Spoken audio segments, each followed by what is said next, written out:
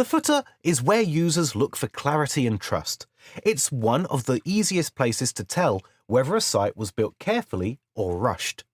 In this video, I'll show you how to build a fully custom footer using Bricks templates.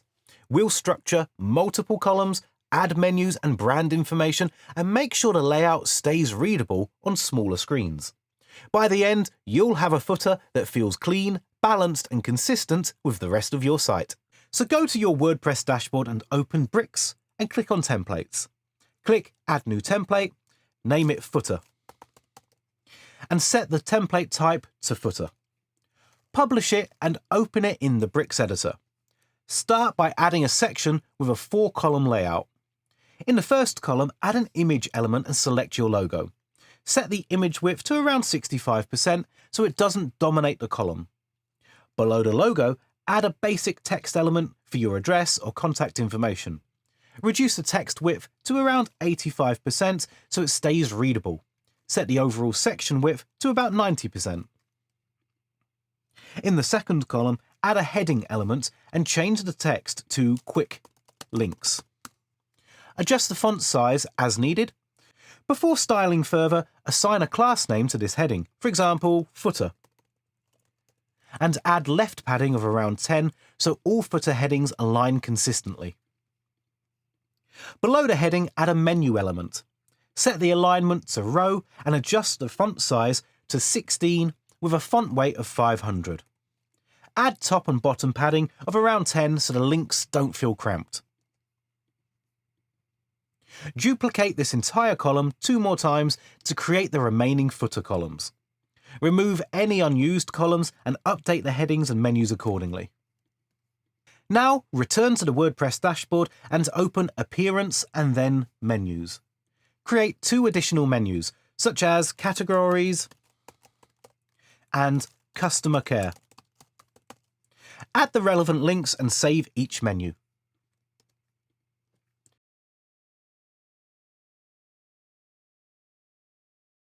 Go back to the footer template, refresh the editor, and select the correct menu in each column.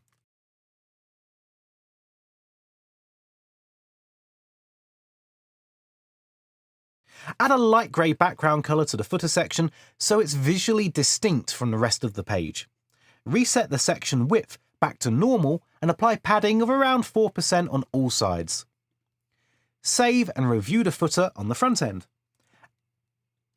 Add a small margin, around 10, below each heading to improve spacing between headings and links. The footer layout should now feel complete. Finally, handle responsiveness. Switch to mobile view. Because we're using menus, they may collapse into a hamburger icon by default. To prevent that, select each menu element, go to the mobile menu settings and set it to never show a hamburger.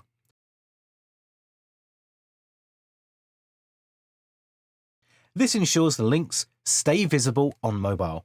Reduce the logo width to around 45% and reduce the width of the text below it to around 50%.